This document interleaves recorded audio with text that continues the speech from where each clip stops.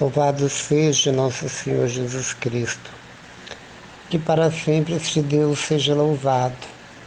Seja louvado no céu, na igreja triunfante. Seja louvado na igreja padecente, que é o purgatório, onde as almas estão se purificando para ir ao encontro deste Deus. E seja louvado que na terra, onde vemos toda a criação, toda a extensão da criação, que tudo foi criado por Ele e nele, nada foi feito sem Ele, o próprio Jesus. E quando nós olhamos no Antigo Testamento, no primeiro capítulo de Gênesis, quando inicia-se todo o discorrer da criação, a gente vê que tudo era o caos, tudo era trevas, tudo era escuridão.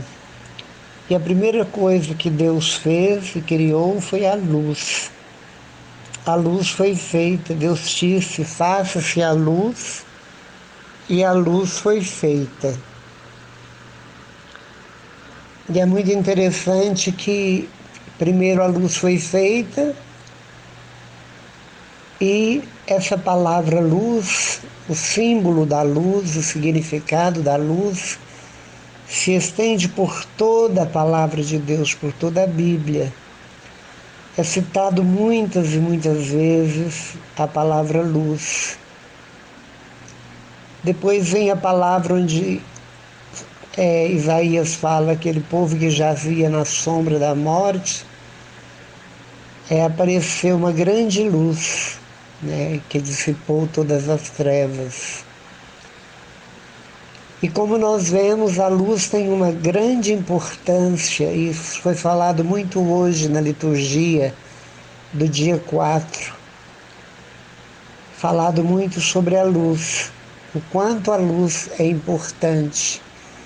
Porque quando estamos mergulhados nas trevas, nós estamos como que amarrados, engessados.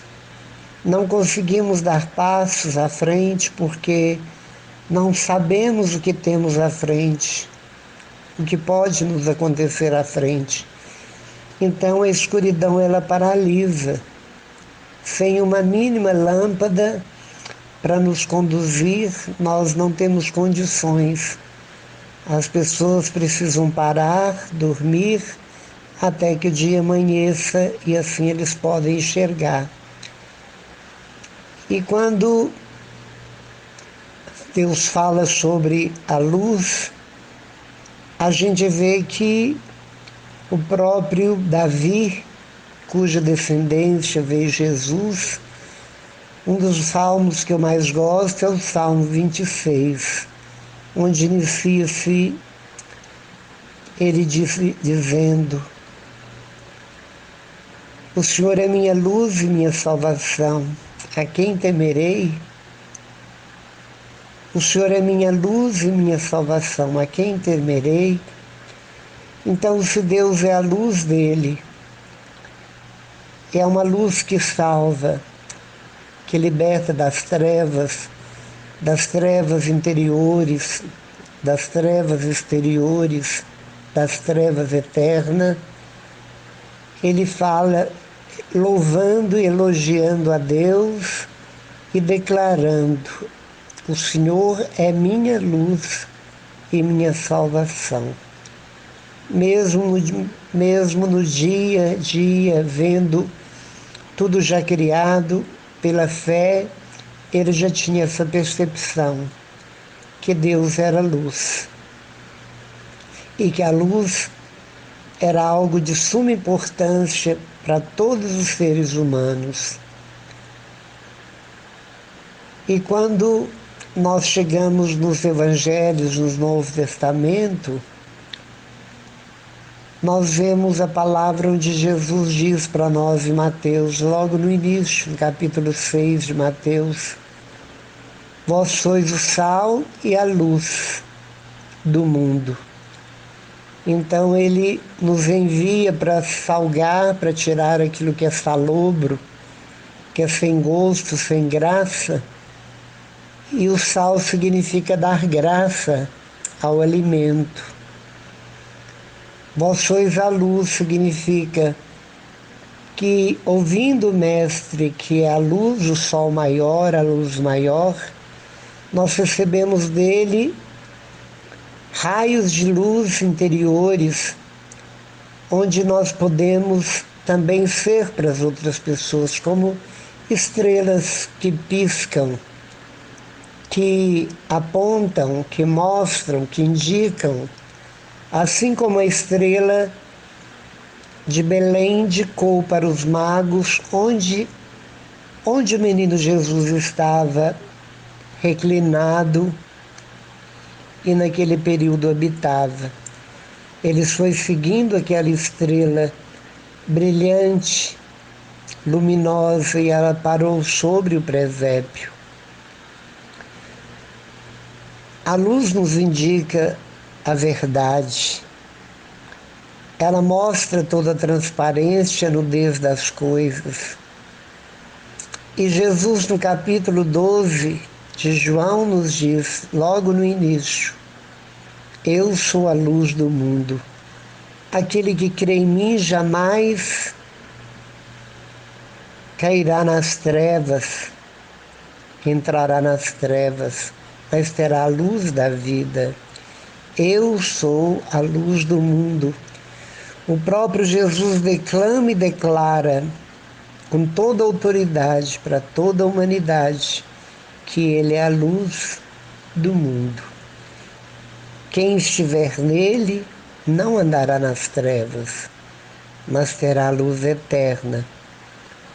E para aquele que verdadeiramente segue os conselhos, segue as indicações de Jesus, a palavra de Jesus, os ensinamentos do Mestre Jesus, e obedecem com muita humildade, tem sabedoria de viver, tem sabedoria para aconselhar, tem sabedoria para ensinar, tem toda uma sabedoria para mostrar, porque possui discernimento, possui sabedoria, possui aquilo que Salomão mais quis, sabedoria, e pediu tanto a Deus, e Deus deu a ele, porque ele não pediu mais dias de vida, nem saúde, mas sabedoria para saber conduzir um reino, um povo, uma multidão, e governar com sabedoria.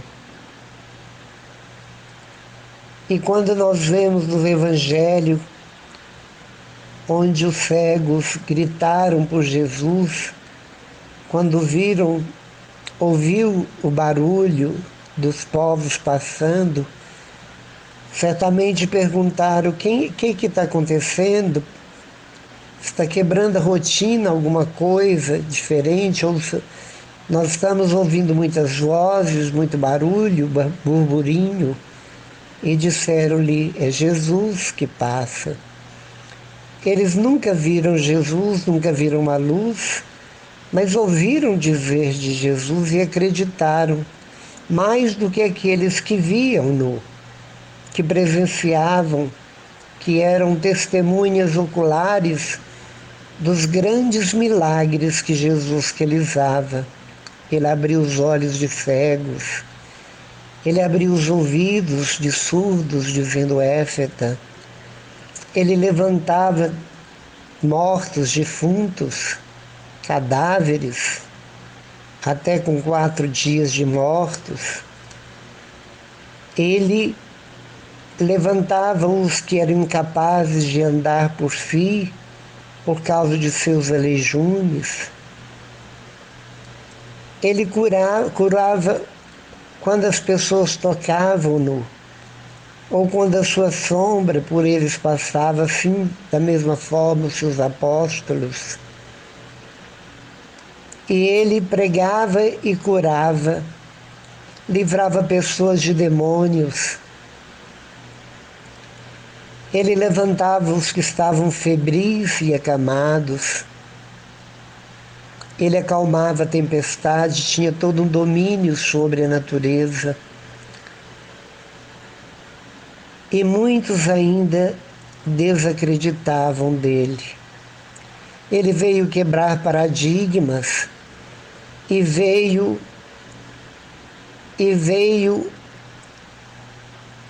de certa forma enfraquecer os alicerces da cúpula judaica,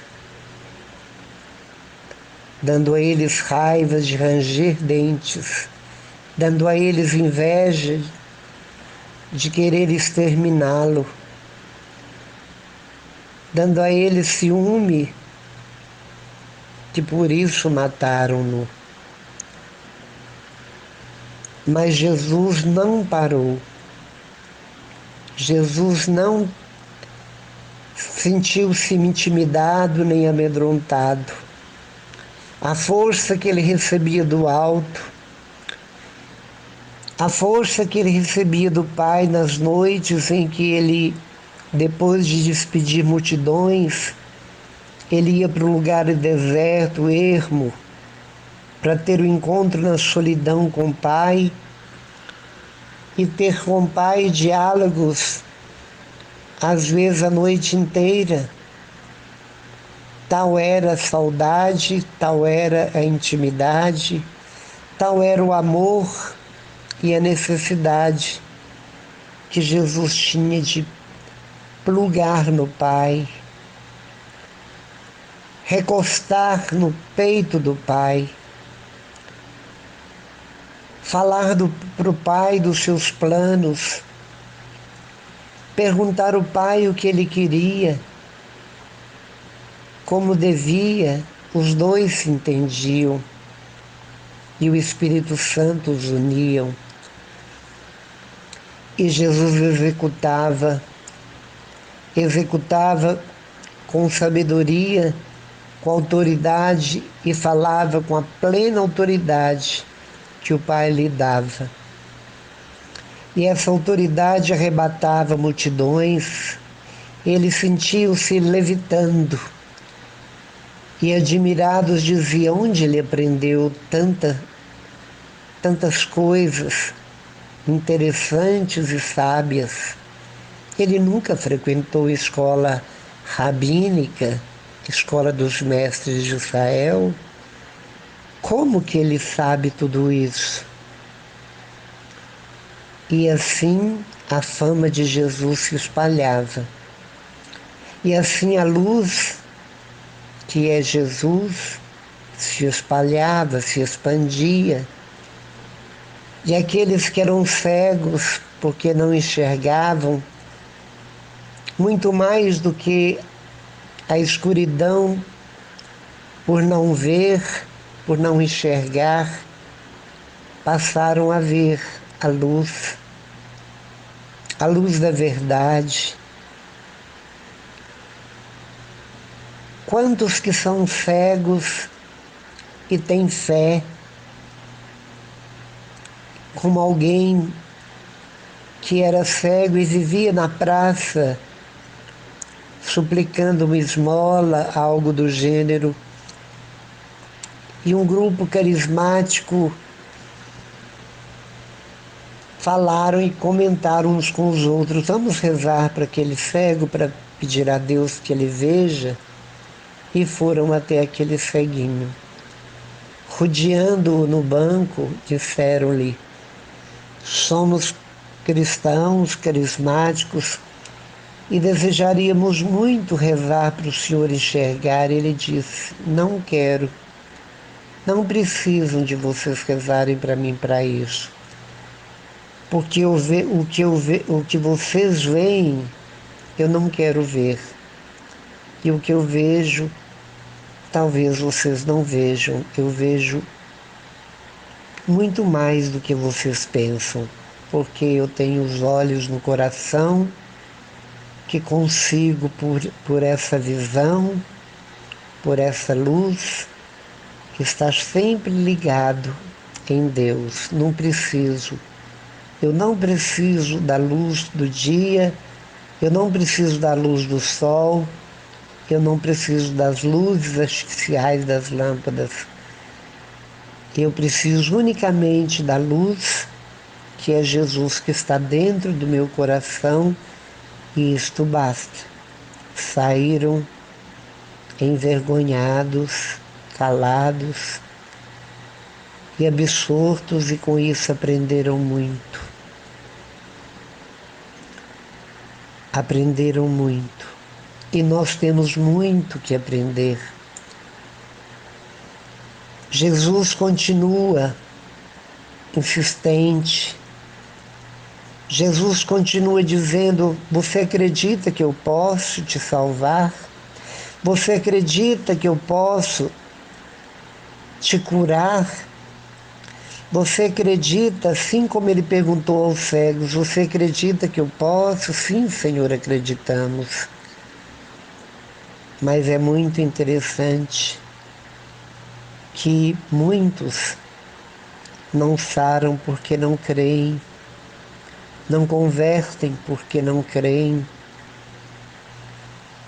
não se alegram porque não veem, não conhecem. E por não ver, não conhecem. E ninguém ama o que não conhece. Muitos desconhecem a beleza que é o próprio amor encarnado no meio de nós, que é Jesus. Muitos julgam e acham que Jesus é uma ficção histórica. Muitos acham que ele pode ser uma invenção. Por não vê-lo, porque são cegos. Muitos não acreditam, acreditam muito mais no Rei das Trevas. Muitos buscam muito mais aquilo que o Rei das Trevas lhe apresentam e confundem as trevas, e mesmo vendo as trevas, mas vendo lucros nas trevas, trocam pela luz. Vivem apenas os momentos e acham que a vida, a felicidade constitui de poder, de prazer, de ter e não de ser. Por isso, nós te pedimos, Jesus, que vem curar nossas miopias, a miopia do nosso coração. Por isso te pedimos, Jesus, cure as nossas retinas que estão escurecidas por causa de cataratas, cataratas de pecados, cataratas de vícios, cataratas de grandes e pequenos defeitos de caráter, cataratas que não deixam que vejamos. E as cataratas podem ser retiradas com cirurgias delicadas para que possamos enxergar novamente. Por isso, Jesus, faça uma cirurgia no nosso coração. Tire do nosso coração tudo que nos impede de ver sua autenticidade, de ver sua beleza, sua bondade,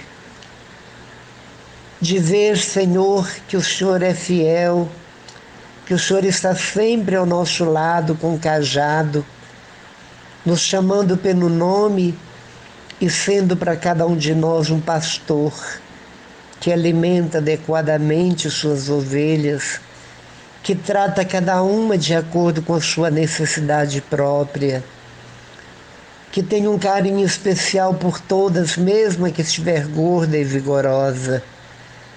O Senhor não faz acepção de nenhuma ovelha, mas as trata segundo as necessidades, com seu amor, com sua paciência, com seu carinho, com seu jeito especial de carregar, de nos transportar, quando não conseguimos e sentimos cansado. O Senhor nos tosquia Quando a bicheira nos toma nossa pele, o Senhor nos tosquia através da confissão. O Senhor nos alimenta e nos dá vigor pela Eucaristia. O Senhor nos dá vida e nos dá força e nos põe de pé com o batismo. O Senhor nos faz forte para a luta com o óleo da unção. O Senhor sempre vai nos dando sabedoria pelo crisma e os dons que o Espírito Santo nos favorece. O Senhor abre para nós a porta do redil. O Senhor a abre para aquelas que verdadeiramente lhe obedecem, que o Senhor chama pelo nome e que conhecem a sua voz. Obrigado, Jesus. Obrigado por ser a luz do mundo. Que pena, Jesus, que muitos estão vivendo o eclipse que não os deixam ver um palmo diante do nariz. Estão completamente cegos, enganados, estão completamente perdidos, buscando e tateando no própria escuridão, apalpar aquilo que não é da sua vontade, buscando aquilo que não é do seu querer, porque o Senhor sabe o que é melhor para nós, buscando alimento fora dos prados verdejantes, bebendo a água salobra e não das águas cristalinas, das quais o Senhor tão bem conhece, porque elas descem e jorram do seu próprio coração. Por isso nós te pedimos, Jesus, que a água que jorrou do seu coração e em cataratas derrama, como as cascatas e as cataratas do Iguaçu, lavem, Senhor, todos nós, tirando tudo que nos veda, tudo que nos impede de viver a tua luz nos envolvendo. É a luz que verdadeiramente nos mostra quem somos e como estamos diante de vós, porque a luz mostra nossos defeitos, nossas sujeiras. A mínima nódoa só vemos pela luz. Quanto mais perto da luz, mais percebemos o quanto somos pecadores. E por isso procuramos, por essa luz que só o Senhor irradia, lavar, alvejar no seu sangue redentor eucarístico da Santa Missa, que é a rainha das orações. Nós te pedimos, Nossa Senhora da Luz, Nossa Senhora das Graças, a Senhora que é tão pura, tão imaculada, tão linda. A Senhora é a aurora que precede o nascer do sol. É a Senhora que banhava Jesus menino quando na terra judaica brincava, corria pelos montes, pelo quintal, subia nas pedras, andava na orla marítima, brincava com outras crianças.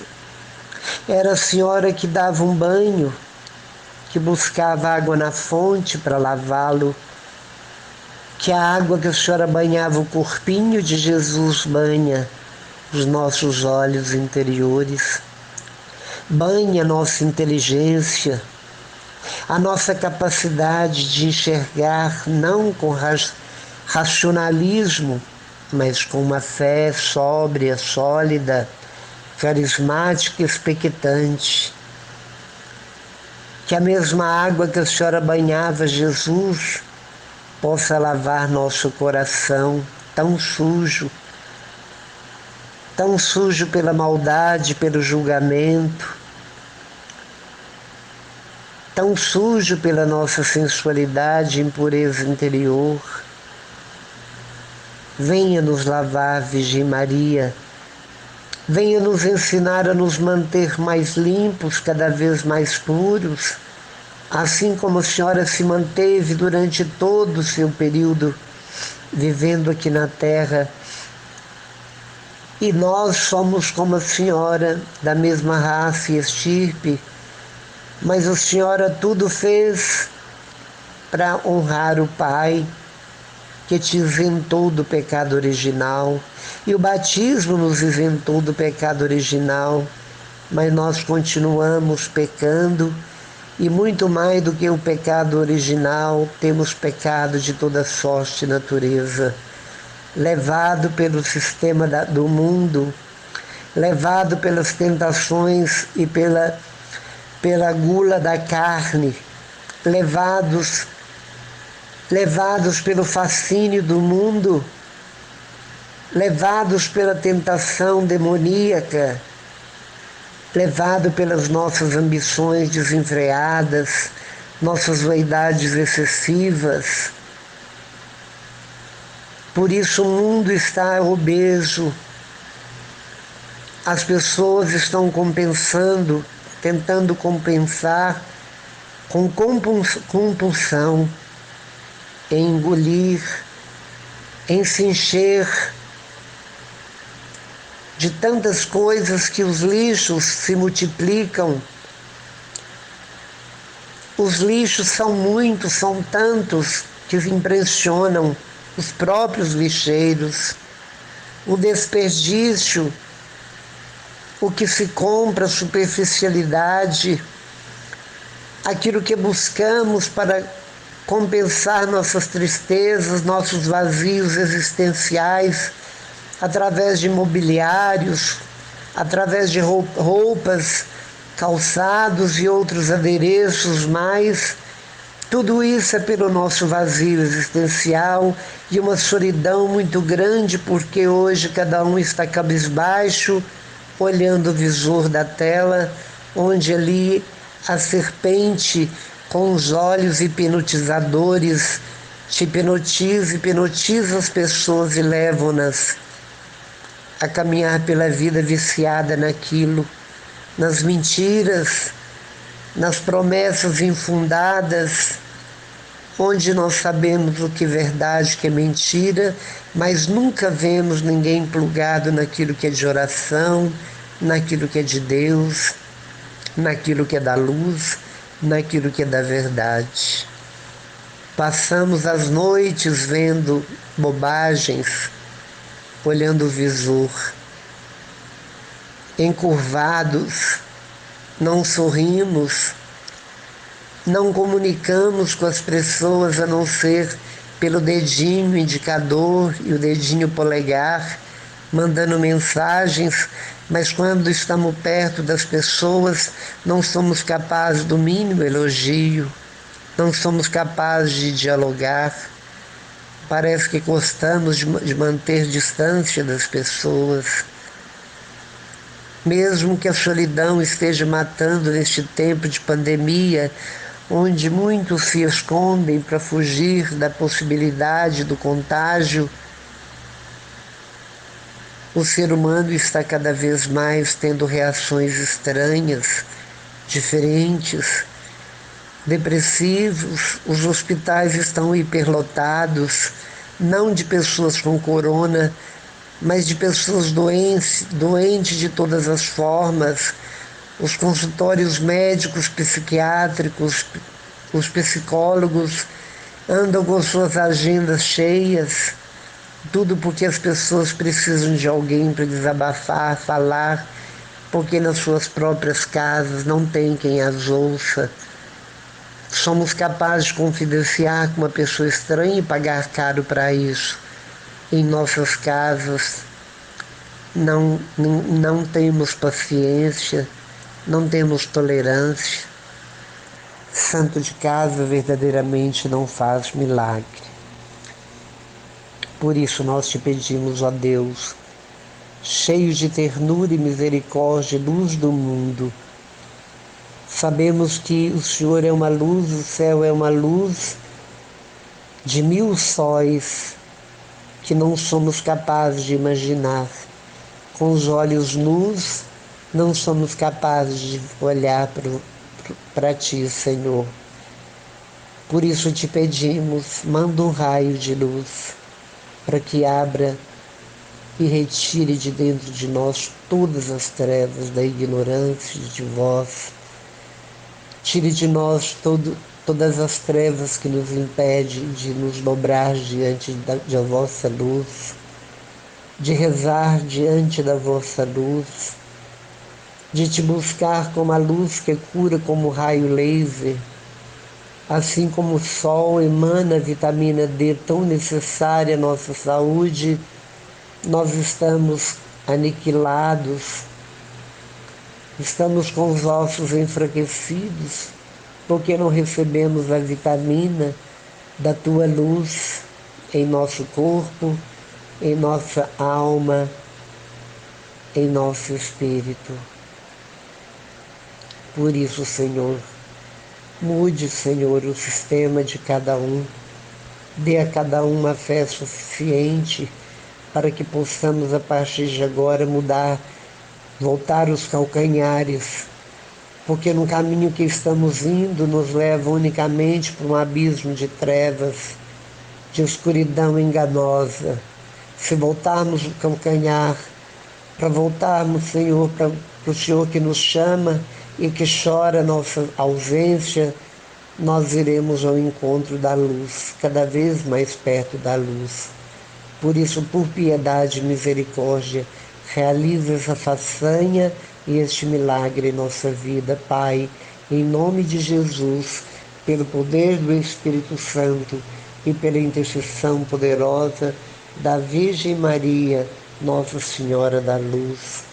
Amém. E nós tivemos se unido em nome do Pai, do Filho e do Espírito Santo.